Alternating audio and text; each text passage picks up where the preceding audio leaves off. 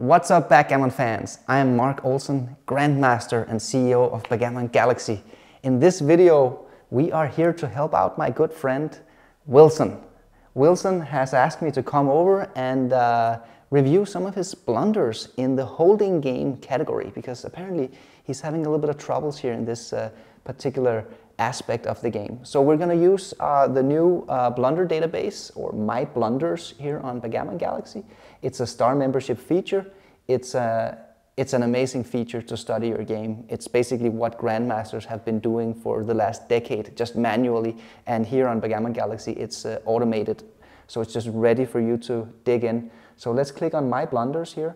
And then we see all the categories. And let's go to the holding game category, which is the one we're going to review today. And hopefully we're going to see some blunders here and try to explain what is the right idea of the position. What was Wilson missing out on here to understand the position?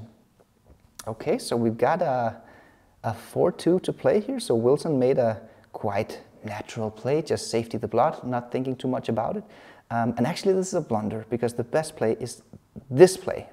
So why do we want to make this play? Okay, so first of all, we can see it's more flexible because we unstack the heavy midpoint up here. We don't like to have stacks, and especially in holding games where flexibility is really important because you're trying to not leave shots. We need to exploit every opportunity we can to get more flexibility, and this was a great opportunity. Another thing that I noticed in this position is, look at these two blots over here on the opponent's side of the board.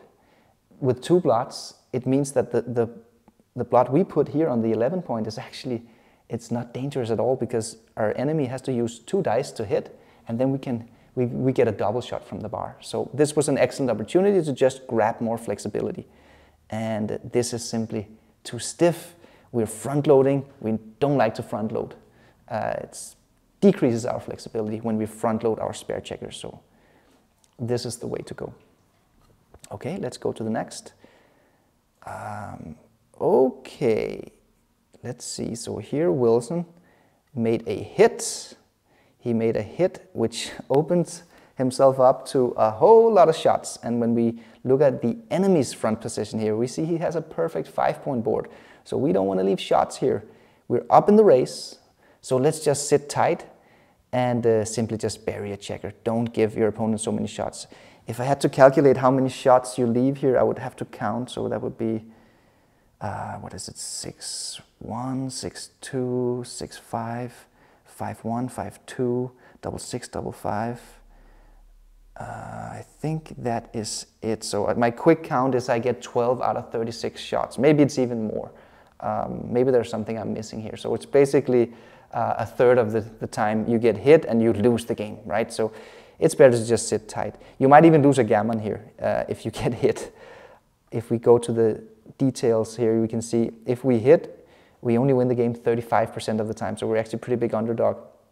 If we just play it tight, we're close to 50-50. We're small underdogs, 43.5%, and we basically never lose a gammon. 5% gammon losses instead of 25% gammon losses. Let's go back to the log here. Blunder number 3. Okay, so here Wilson redoubled. It's a very aggressive redouble here, so he does have a shot. The problem is that it's not a game-winning shot. Look at the front position. Even though Wilson has a great front position over here, it's not fully closed yet. It's not even a 5-point board, which means that even if white hits, black might come, or blue might come in from the bar with a rehit or a 1-6 or something. It's not over yet. So this is not a quasi-last roll position, which means that the volatility is not that high. So when you want to double on a threat like this, you need to have a closed home board, or at least something very close to it. So basically every time you hit, you win the game. So that's why this is not a double. Even though I think Wilson might be a favorite here. Let's go to the cube details. Yeah, we can see Wilson is a favorite, 54.6% with a little bit of gammons. But it simply doesn't have the volatility. It's not a quasi-last roll position. Blue has a lot of life after death here. If white hits, blue can simply just roll a joker and then still be in the game. So let's save these action cubes to when we actually win the game, when we execute the threat. BackgammonGalaxy.com is custom made for the backgammon community. Boost your skills with AI analysis, compete for rating points or Galaxy coins, play in the browser or download our Backgammon Galaxy app for free and become the next Grandmaster. BackgammonGalaxy.com is the official sponsor of Nordic Open and the Backgammon World Championship. Blunder number 4. Ooh, that's a big one. An 845. That's a missed hit. We could have hit here. So blue is crunched. This is not like the previous position where it's dangerous to hit. This is perfectly fine to hit. I think this was an oversight. But of course, everything is archived in the Blunder database, so even the oversights. Okay, let's move on here. Blunder number 5. Okay. This was Wilson's move, which was a small blunder. Let's look at the best move. There's a very specific idea here. I call this idea, by the way, I asked Grandmaster Michi to come up with a name for this idea. It was in the backseat of a taxi in Istanbul at the Istafta tournament. And I asked Michi, I explained to him this concept, this idea where you actually prefer to keep the midpoint or the mid position anchor rather than the rear anchor. Give up the rear anchor to keep the mid anchor and just play a one-man holding game in the back and keep the point of contact in the outfield. And I asked him to come up with a name, and he thought about it for like 3 seconds, and he said, a dragon with a tail. So that's what I call this idea ever since. This is basically the dragon with a tail. So usually the dragon is your rear anchor. That's your strongest point of contact when you're playing a contact game. But sometimes it's actually more important to keep contact in the outfield. And that's exactly what we see here. It's not so important to keep an anchor on the 21 point. You can just play a one-man holding game, and it basically provides the same contact. So instead of giving up the dragon here, which is the 17 point, or because you don't know that it's the 17 point, the dragon, you just think that this is as normal, where the 21 point is, oh, I swapped, there we go. Yeah, so instead we basically make this move where we switch to a one-man holding game, and the 17 point becomes the dragon, and the 21 point single man holding game is the tail, the dragon with a tail. The dragon with the tail move is typically correct when the enemy has buried checkers behind your anchor, because then there's no risk to having a one-man holding game. So that's the dragon with the tail. Okay, this is another example of exactly the same thing. Just the roll before. Again, Wilson missed out on a dragon with a tail move. Okay, what do we have here? Aha, so this was the move committed by Wilson, a very understandable blunder. This is the best play. You could say this is a dragon with a tail. It kind of is, but blue doesn't have any buried checkers. I would say there's another thing here. The primary feature here is the timing. If we make Wilson's play, look at how your timing looks like. You basically have to break an anchor on the next roll. So why not preserve your checker utilization here, your checker utility, and just break it now while there's very little cost. Again, we're making a bold play, and we are allowed to do so because of the 2 blots over here in blue's home board. We have a stronger home board, 4-point board versus 3-point board, and blue has 2 blots. So we can make a bold play now. Let's break the 21-point anchor and preserve a well-timed and flexible holding game without having to break something next time when blue has just improved his home position. Okay, moving on. Okay, this is a very, very typical mistake here. Wilson's move leaves 5 shots, 6-2, 5-3, and double 4. And that's just too much, 5 out of 36, to immediately lose the game, because blue has a 6 prime over here. It's too many shots. Holding games are very often races, and safety is one of the most important principles. If you'd left, let's say, like 1 shot or maximum 2 shots, maybe we can think about it, but 5 shots out of 36, it's just way too much. So we have to play safe. Just break the 8-point here and leave 0 shots. Okay, so now we have a cube decision here. Aha.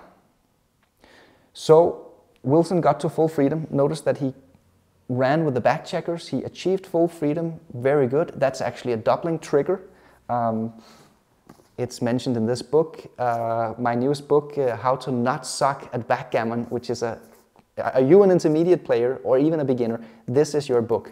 It's got all the right lessons, and this exact concept is in this book. Full freedom is a trigger for you to double. But he doesn't have what it takes here, Wilson, in order to have a proper cube, because he's not ahead by enough in the race. You need to be up 14 pips or more when you get to full freedom and have your opponent trapped in a holding game like this. 14 pips, that's the magic number. Here Wilson is only up 28 pips. Furthermore, he's got a stack on the midpoint, which means that he doesn't even have market losers, because even if he rolls double sixes, he can't even clear the midpoint. And as long as you have checkers on the midpoint, it's typically a take. So you need to be up, you need to get to full freedom, be up 14 pips, and typically be down to 4 or less checkers on the midpoint. Then it's okay to double in a holding game like this. Okay, we've got this one here. This was Wilson's move. Okay, so that's a bold play. You know, you run from your anchor, you expose yourself to getting hit. The right play here is just sit tight. If we make this play, we open up for basically a quarter of all of the opponent's rolls here, because if he rolls 2 dice with 3 or less pips on it, he can point on our head on the 20 point, and then we basically lose the game. So that's too much, like a quarter of all of our opponent's dice combinations. It's simply too many. There's also another rule here about when to break the 20-point anchor. Again, it's in this book, How to Not Suck at Backgammon. But basically, you don't want to break an advanced anchor unless 3 conditions are present. Either you can break your anchor with a hit, you roll a big double, and you run off with both men at the same time, or you are about to crunch something. And none of these 3 conditions are present here. So you should just stick to your anchor. Be happy that you have a good racing position. Basically, we're just small underdogs here. But don't give your opponent a quarter of all of his dice combinations to point on head here and win the game. Just play safe. Okay, this is actually a cubing decision here. Okay, another very common mistake here from Wilson. Easy to correct. We have this standoff holding game here where we just have to bring these 2 guys home. It doesn't look as good in terms of flexibility and spare checkers. We're down to our, basically we have a stripped midpoint here, so we don't really have any spare checkers left. We have 1 6 to play here on the 7 point, but other than that, we are down to our last flexibility here and mobility. But that also means that the volatility is high, because if we get one of our good rolls on this very turn, we will lose our market by a mile. So you just have to double. You know, you're up 34 pips. Imagine if you roll double 2, double 3, double 5, double 6, or a 6-5. That's immediate game winners. And even if you're forced to leave a shot in 1 or 2 turns where you roll a 6-3 or 6-2 and you bring 2 down, you leave a direct shot. If he misses, you lost your market by a mile. So this is just high volatility situation. You gotta double now because you're about to lose your market. Okay, let's see another cube. It's exactly the same situation here from the same game, just 1 or 2 turns before. Okay, a 6-1 here, and this is a move. I guess it's a blunder that you can easily make if you don't really think too much while playing, if you're just playing on autopilot, but it's not really productive, this move. Like, what's our game plan here? Our game plan is to bring our checkers home, and we could do that nicely by just playing this. It fits perfectly to our game plan, just bringing another checker home, putting it in the most perfect position on the 6 point, get a nice flexible spare checker distribution, and instead I don't really understand what Wilson was thinking here. Yeah, I can only speculate. But it's not good. You're losing flexibility when you dump a checker behind the anchors, and you're missing out on this beautiful opportunity to bring another checker home and get better flexibility. Okay, this was a big one. This was a big one. Okay, so Wilson did this, and the correct move was that. This is the best play. Efficient, utilizing your checkers, getting this beautiful flat and concrete structure. And why is it okay to leave a shot here? Why shouldn't we just play safe and stack checkers and put plots? Well, you have to look at the pip count. Let me just remove the arrows here. Look at the pip count. We are trailing in the race. We're not leading, we are trailing in the race. So despite the fact that we have him trapped in a holding game, it's not really a holding game, it's a priming game, because we're trailing in the race. We must keep him there. We must obstruct his movement. And even if he wants to run with one of the checkers, which he probably is forced to do next in the upcoming rolls, then we need to attack, and then we need to prime him. So we must contain him here. We must prime.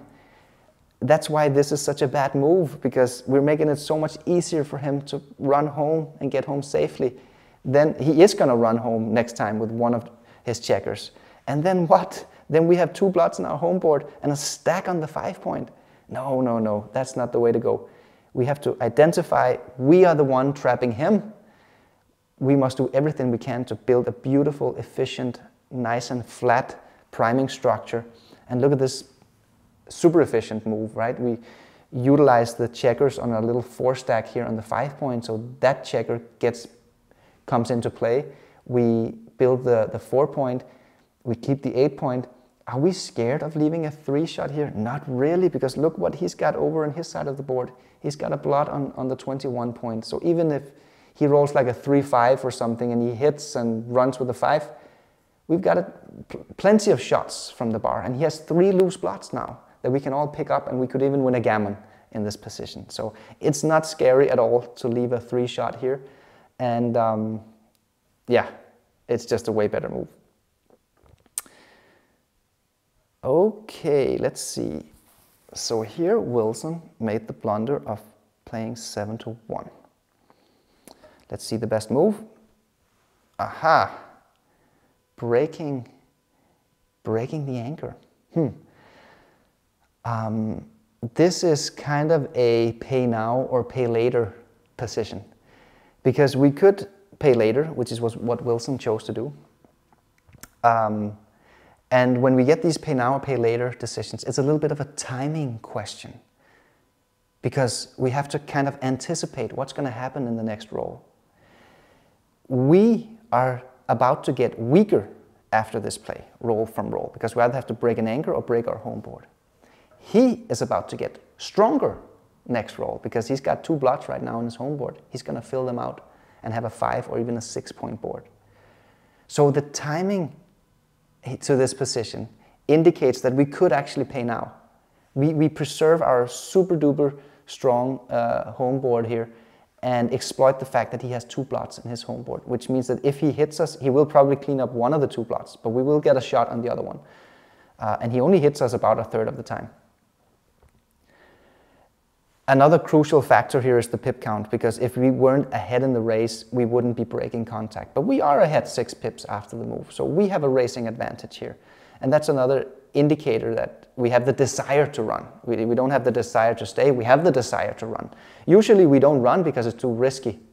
But here we have the desire, and we can actually pull it off, because the risk reward is in our favor. We have a 6 point board, he has a 4 point board with 2 blots. So we should go ahead and pay now. Of course, this is not an easy position. I mean, even strong players could misplay this one, so no big deal. But now we've analyzed it, and we kind of feel confident. Another thing that I noticed here is that the computer wants to play 7-6 with the ace rather than minimize shots. So if we just go over here to the detailed mode, we see that it's actually an error to make this play. And I'm a little bit surprised, because I even see some 3 duplications here. I see him needing a 3 to cover his ace point with this spare checker on the 21 point, and I it's fewer shots. So I'm not really sure. There's some tactics going on here. I would have to think more deeply about it. It might be something that leave him more bad sixes later on when he has to clear the midpoint or something. I'm not sure. I would have to think deeper about it. Maybe you can put a comment below if you see the tactical details here. Why is it that playing 7 to 6 is better than playing 16 to 15? Okay, the second to last blunder here. Aha! At least Wilson didn't double this position, right? We saw a blunder earlier where he got to full freedom and he doubled too early. So at least we didn't double here. This one, we have to be up around 14 pips or so or more. And we have very little flexibility here with 7 checkers on the midpoint. That's a serious problem, I would say. This blunder, I mean, of course it's understandable because you're thinking you want to develop your position. This is unsustainable to have such an inflexible position. But there's a principle here that's worth emphasizing. In holding games, the principle of safety is really important because it's essentially a race. So if we get hit, we lose our entire racing advantage and we get sent back, now we have a back checker to deal with. It's actually catastrophic if we get hit. So safety is really important. And we do have another play here where it's just an indirect shot. It only leaves 6-2, double 2, double 4. So this is just 4 shots out of 36. Notice that 5-3 is blocked here. He can't hit us with a 5-3. So we have a much safer play here. Instead of leaving, what is this, 12 shots, we just leave 4 shots instead of 12. And we don't have exactly the same flexibility, but it's still pretty good. It's an improvement. Yeah, so safety matters in holding games. And then the last one. What is going on here? Okay. So I don't really understand this move from Wilson. I'm not sure why he wants to play 2 checkers from the 6 point. It might be a misclick. Again, the Blunder Database, it picks up on everything, even your misclicks. Yeah, this one doesn't make too much sense to me. Why not just play 4 to 3 with the ace? But actually, this is the best move. The goalkeeper here is a liability more than an asset. Because there's too much gammon risk here. The pip count we're so far behind that if he can pick and pass on that blot, we might lose a gammon. So it's better to just safety the goalkeeper. That's always the dilemma. Is the goalkeeper an asset or a liability? Here it's a liability. So yeah, it's actually a blunder not to safety the goalkeeper. Safety the goalkeeper and just build your 2 point. It's a little bit impure, but he's stripped on the midpoint, so you might need inner board strength right now. Wilson's play here, I have no idea why he made this move. And that is it. That concludes the video. We have reviewed Wilson's holding game blunders, and hopefully you guys learned something as well. If you did, remember to like and subscribe. Check out this new book of mine, How to Not Suck at Backgammon. It's, I think, the perfect book for intermediates and beginners. And even if you're an advanced player, I'm sure that you are going to get a lot of insight from this book. I can guarantee you that you will not get 100% accuracy in the quiz positions in the book, even if you are an advanced or expert player. So check it out in the Galaxy web shop. And remember to check out the Blunder Database as well. It is a star membership feature. The star membership is $7.99 a month, but it's all worth it. I mean, imagine just all the skills you're going to acquire by studying your blunders like this, picking up the leaks of your game. It's basically invaluable. So that's it for now, guys. I hope you enjoyed this video. Remember to like and subscribe, and see you in the next one.